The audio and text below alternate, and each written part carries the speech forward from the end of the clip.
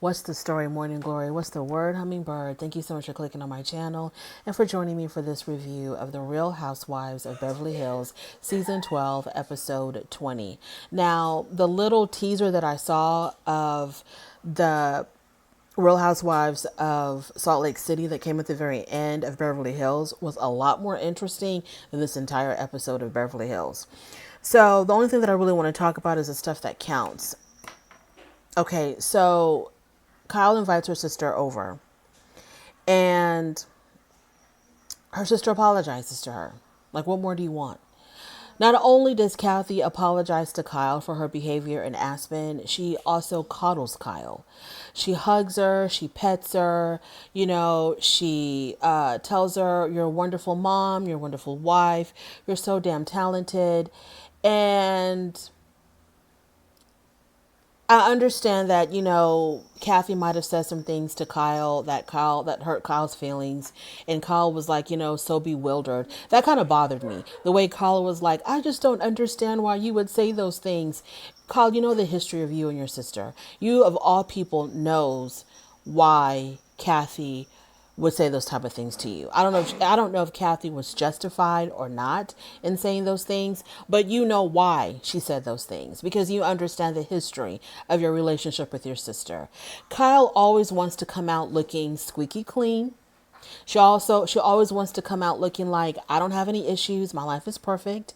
I get along with everybody. I'm so sweet. I'm so kind. Everybody loves me," and is so confused why her sisters are mad at her.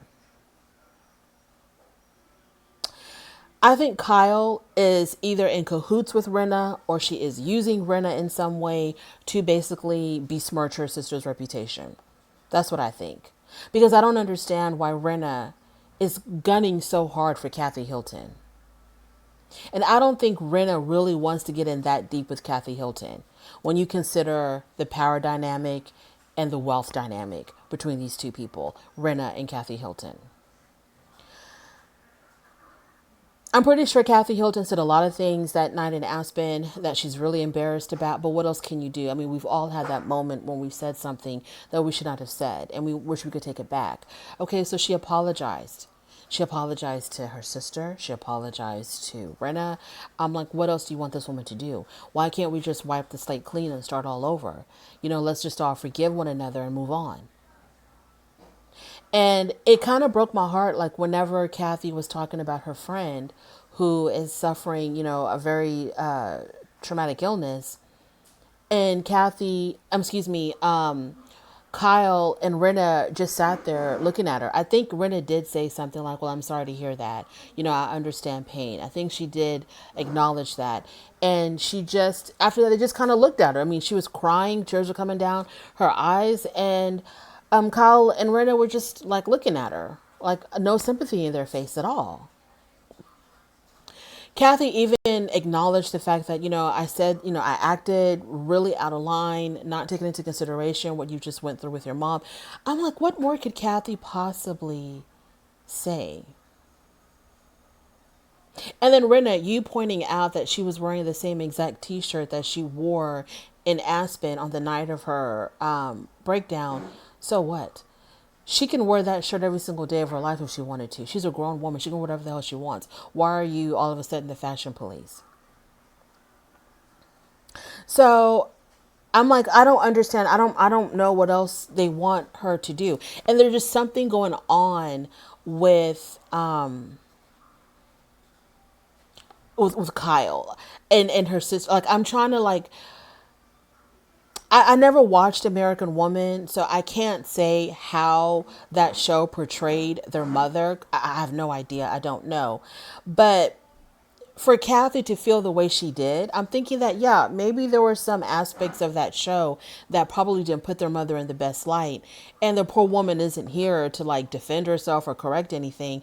So I can understand why Kathy was really hurt. I'm just trying to get to the root of the issues between Kathy and Kyle. And the fact that Kathy apologized without any you know, like I'm sorry, but you also blah blah blah. You know, she didn't do any of that. She apologized. She's like, maybe it was the alcohol and the altitude, and I was feeling a little tired. But I'm sorry. I apologize. I shouldn't have said what I said. I shouldn't have acted the way I acted. And then she kept it just like that. It wasn't, I'm sorry, but you also did, you know, it was nothing like that, which is like the usual housewife apology. So I felt really bad for Kathy. You know, these rumors that are going around that she's hiring lawyers or she has her lawyers trying to suppress things that were said that night. I mean, I don't know. I have no idea. I don't know. And like I said before, we've all said things or done things that we wish that we hadn't. And if we're big enough to apologize, like all we can ask for is for forgiveness and, you know, and just, can we just start all over? I don't know what else to say. I'm just not understanding why Rinna is trying to drag this woman through the mud. And the things that she said in the last episode are still like bothering me, saying that Kyle was richer, more wealthy than Kathy. And then what really did it for me was when Rinna said in this episode, when she said that, oh, it all started because when they were at the pop-up, Cherie had said that back in Aspen, when they were at the haberdasher with the hat thing, Kathy got upset.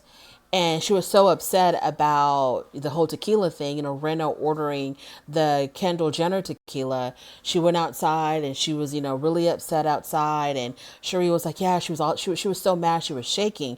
And so then Rinna was like, oh, so that's what started it. When I ordered Kendall Jenner's tequila instead of her tequila. I understand that, you know, Kathy didn't like that. You know, she felt maybe a little bit betrayed, but I don't think that that caused her to have that breakdown at the bar later on that night. I don't think the two are related at all. I don't think that the type of tequila that Rinna drinks would make Kathy react that way. At least I hope not. Erica has a therapy session and blah blah blah, whatever whatever, a lot of psychoanalysis stuff that I didn't understand, didn't really care too much for. The only thing that I remember was when Erica had told her therapist, I was harmed too. Then Sutton invites Erica over for some Popeyes and sweet tea, and Sutton tells Erica, hey, you know, I just would like for you to show a little bit more empathy. And Erica says, well, I would like some compassion too. Erica, you're still alive. You're not maimed. You're not disabled by some horrific accident. What compassion are you referring to that you feel like you need? You can still make money.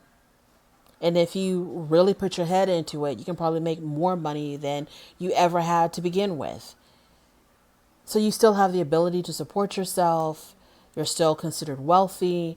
What compassion exactly are we supposed to have for you? And also, I don't buy Erica and Sutton's friendship. I think it's fake. I think it's very surface, and I think it's fake. I don't care for Sutton. And I know that Sutton is like America's sweetheart or something. A lot of people like Sutton. You know, she's like a fan favorite. I don't really care for Sutton. I don't know why. I just don't like Sutton. I think Sutton is unpredictable, and I think she's a little bit on the erratic side. I don't like Sutton. Between Erica and Sutton, I might prefer to watch Erica on my television screen, but I don't really care for Sutton, and Erica's extremely problematic.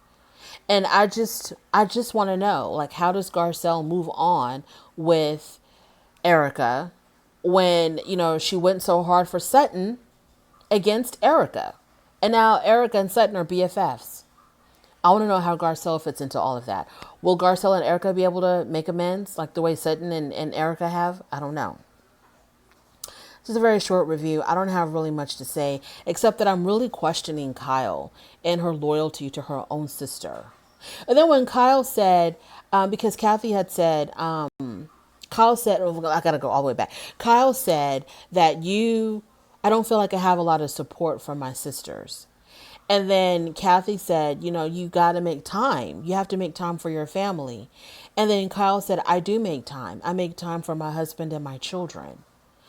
Well, you're proving her right. You're not making time for Kathy. You're not making time for your sister. And then Kyle was talking about something like whenever she gets a text from Kathy, it's always really over dramatic. And she says her whole entire body goes numb because the text would be something, call me right now, emergency or something like that. And she'll call her and it's not an emergency. And it seems like Kathy really wants to spend more time with her sister. I don't get it. I don't know. I wish I can be enlightened into like finding out exactly what is the huge rift between Kathy and Kyle. What is this huge rift? And it seems like Kathy is really trying to reach out and make amends. And I kind of feel like Kyle isn't really receptive of any of this. I don't know. That's just how I feel. I don't know.